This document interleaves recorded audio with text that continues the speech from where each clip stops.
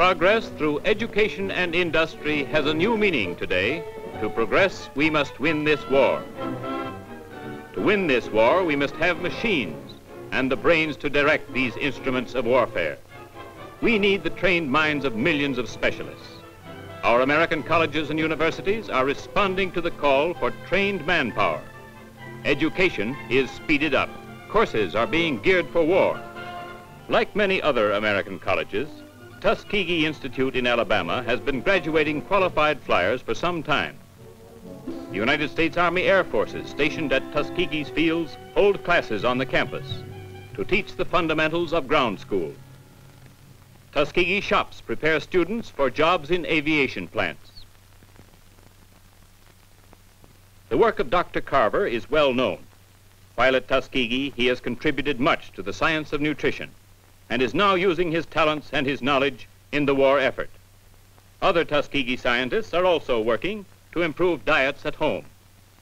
With the need of greater quantities of alcohol for war uses, scientists are working on methods to get alcohol out of agricultural products. Using an improved process, these scientists get more alcohol from the plentiful sweet potato than ever before. Many courses, like this automotive maintenance class, are given to women who learn to fill jobs vacated by men gone to war. Prairie View, one of the state colleges of Texas, is designing courses to supply trained men and women to the increasingly technical fields of industrial and military service. In the agriculture department, students study the operation and maintenance of farm equipment, methods of increasing important farm products, and the study of animal husbandry are part of this program. A forging class learns how to make machine parts and tools, so difficult to get in wartime. Many will get jobs in war plants. Well-equipped machine shops in the mechanical department teach these young men how to make the materials so vital in our war effort today. The demand for trained specialists is increasing.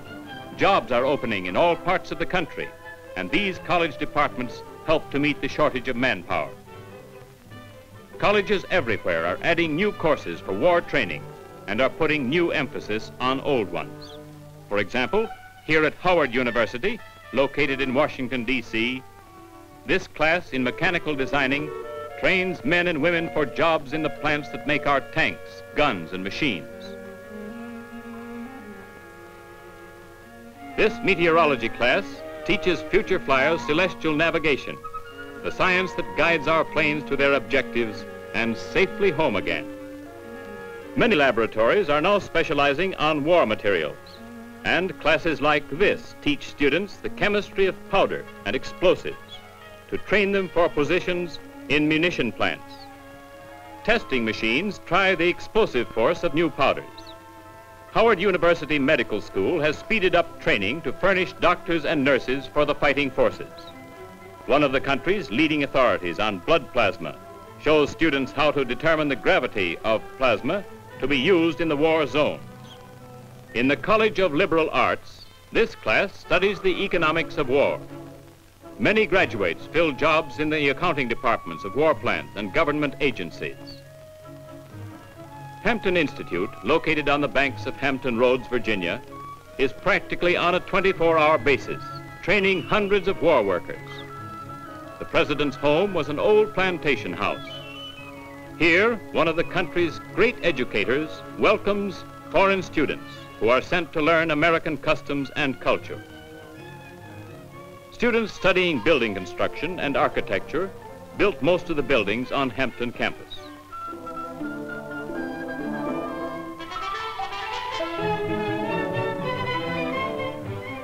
One of the special war courses is in radio operation and construction. Here, students learn to operate communication centers and thus prepare for specialized duties with the armed forces. Hampton's war program is more than that of trades. Here, a class in chemistry assists an instructor who is doing much research in the development of new war material.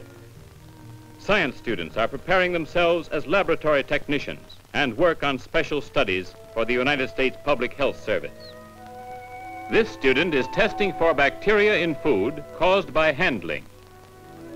Because of the urgent demand for trained nurses, Hampton is cooperating with nearby hospitals by providing classroom and laboratory training. Several graduates of ground school classes like this are now flying with the United States Army Air Force Pursuit Squadron at Tuskegee. Others are serving as instructors in other college airfields. While turning out war materials on contract, these students are training to take their places with the nation's skilled mechanics. Step-up courses are offered to men already in war industries, as well as to students, to meet the demand for skilled workers at the nearby shipyards, where more ships than ever before are sent down the ways. Hampton's Agriculture Department has added a course in farm management for women. These girls are planting corn on the college farm as they learn to operate farm equipment. At the student-built dairy farm, girls watch an expert milk a cow. One of the most significant fields of the war program is the study and work in nutrition.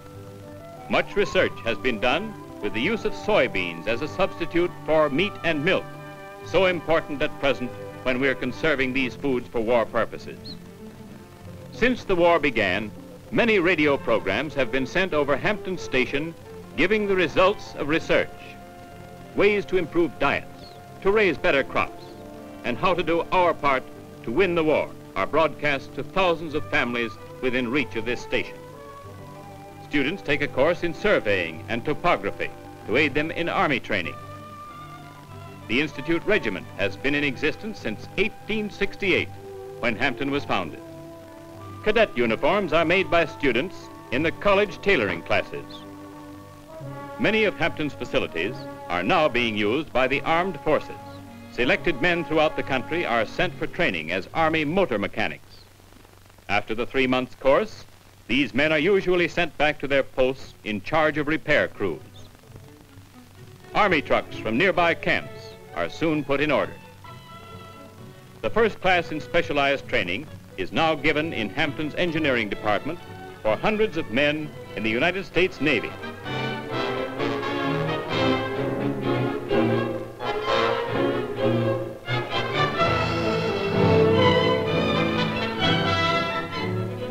Thousands of men and women of these colleges over the nation are now taking their places in our war effort, physically and mentally fit